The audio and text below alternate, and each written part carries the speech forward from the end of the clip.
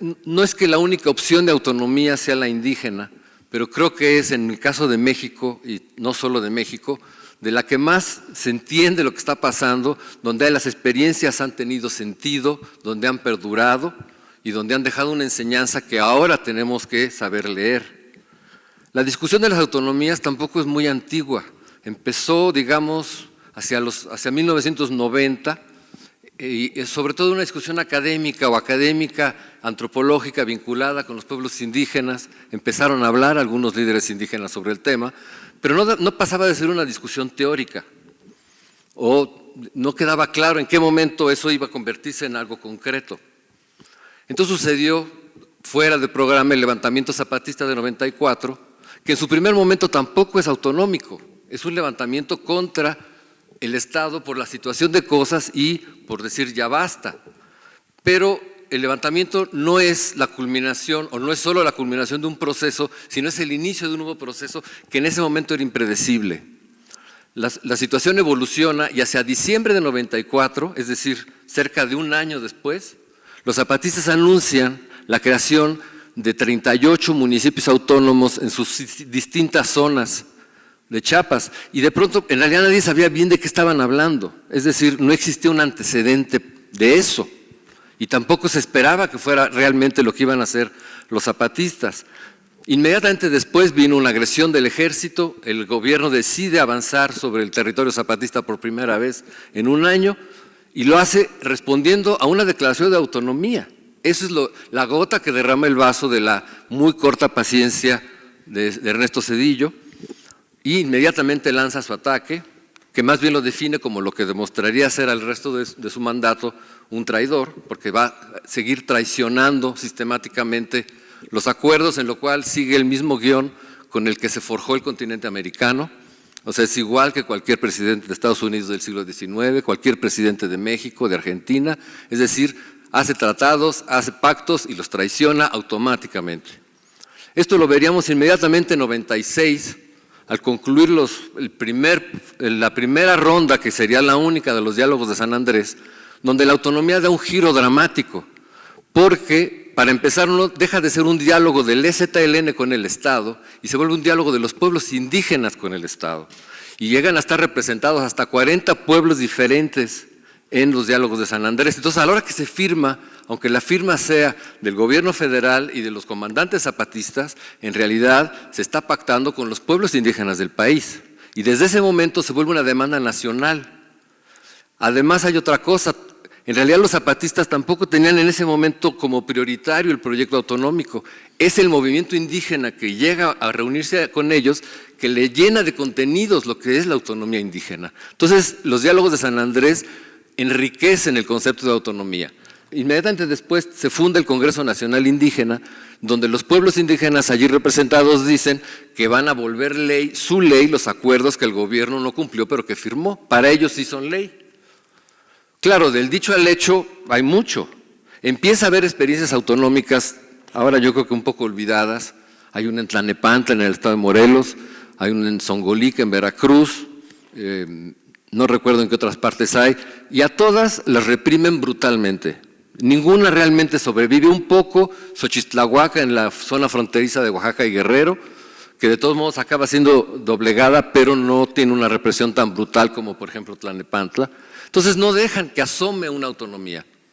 ¿Y qué sucede? Que de todos modos siguen los procesos autonómicos creciendo. Por un lado, el proceso zapatista se mantiene. Como ellos de todos modos están en guerra y lo saben, se plantean una situación de guerra y desde la guerra defienden una autonomía pacífica. Y lo lograron, lo han logrado, digamos, llevan 20 años o casi 20 años, y pues creo que, no sé si me desmientan, pero no creo que haya una experiencia autonómica tan prolongada en la historia. La Comuna de París duró unas semanas. Estos llevan casi 20 años, con todo lo que podamos decir de esa autonomía. Es una autonomía realmente dilatada, es una autonomía que podemos decir que por lo menos como tal lo ha logrado. Ahora, no es la única, y ha habido otros caminos. Por ejemplo, los pueblos indígenas tienen sus propias formas. Ha habido un cambio profundo en estos años de la actitud política y social y participativa de los pueblos indígenas. Entonces, los huicholes en la sierra sobre todo en la sierra de Jalisco, los yaqui, que todavía los estamos viendo defendiendo su agua, y muchos otros pueblos, emprenden luchas de autonomía que no necesariamente son constituirse como municipios autónomos, pero se convierten en experiencias autonómicas. Y aquí vuelvo a Guerrero, la policía comunitaria de los pueblos de Guerrero, que surge después del levantamiento zapatista, no se plantea un gobierno, no se plantea un ejército, simplemente se plantea lo que el Estado debía de estar haciendo, y hasta la fecha vemos que no lo hace, que es la seguridad de los ciudadanos. Esta policía surge en los pueblos de la montaña de Guerrero para defenderse de los asaltantes, de los violadores, de los robavacas, que tenían la particularidad de ser siempre protegidos por las policías. Entonces ya que la policía no hace su trabajo, lo vamos a hacer nosotros mismos. Olvídense de las autodefensas de Michoacán, esto sucedió mucho antes y sucedió bien, la gente lo hizo y detuvieron notablemente la ilegalidad y la violencia en sus territorios. Claro, eso lleva a otros estratos. De pronto ven que pueden haber otras transformaciones, no solo acabar con los ladrones. Y tengamos claro eso, que lo que pasó en Iguala viene pasando en Guerrero hace 20 años por lo menos. Es decir, que la policía sea la que protege a los asesinos o la que asesina directamente, no es novedad. La única novedad de Ayotzinapa es que de pronto se brincaron las trancas, pero es su procedimiento. Yo creo que los que lo hicieron no se dieron cuenta a qué grado habían brincado una tranca, porque están acostumbrados, la policía siempre ha sido de ellos.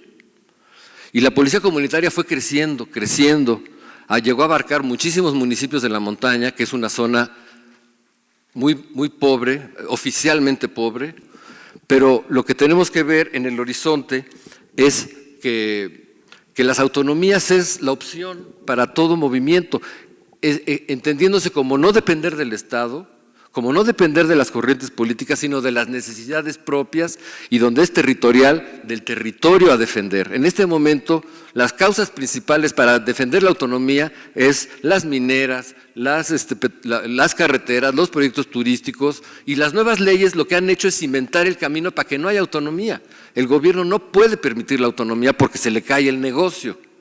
Entonces, en ese sentido, es de alguna manera alentador saber que los zapatistas siguen allí, pero es preocupante que no hayamos podido llegar más allá en proyectos de autonomía que estén funcionando. Tal vez el hartazgo, el dolor, como dice Gustavo, lo que estamos viviendo en estos días ante los hechos desbordados de Ayotzinapa, permitan dar un giro en el ánimo colectivo que nos haga pensar que si algo puede defender al país, como citaba ella Javier Sicilia, es algo que puede evitar la balcanización, es precisamente las autonomías. Es una paradoja. Ellos que no quisieron dar las autonomías porque iba a dividir al país, que en realidad, y desde entonces se sabía, era un recurso demagógico, realmente lo que temían era que les fuera a impedir balcanizar el país como lo han querido y lo han estado haciendo después. Entonces, yo creo que tal vez seguimos teniendo como experiencia, sobre todo porque es viva, funcional, y da para mucho hablar la experiencia zapatista, pero yo creo que más que nunca tenemos que tener claro que ese es el camino para que podamos lograr que las cosas cambien. No es cambiar desde dentro ni desde arriba, sino es desde nosotros, desde abajo, y cada quien desde donde está. Tal vez los pueblos indígenas están en desventaja en muchas cosas, pero tienen ciertas ventajas. Tienen la tierra, muchos de ellos. Mucha gente no tiene tierra, los indígenas tienen tierra, tienen territorio, tienen identidad y tienen una razón por la cual luchar. Ellos saben que luchando van a vivir lo que llaman el buen vivir. No es vivir mejor, como decía el eslogan de Calderón, sino es vivir bien, que no es lo mismo. Y si alguien sabe lo que es vivir bien, porque ha vivido también mal, son los pueblos indígenas. Gracias.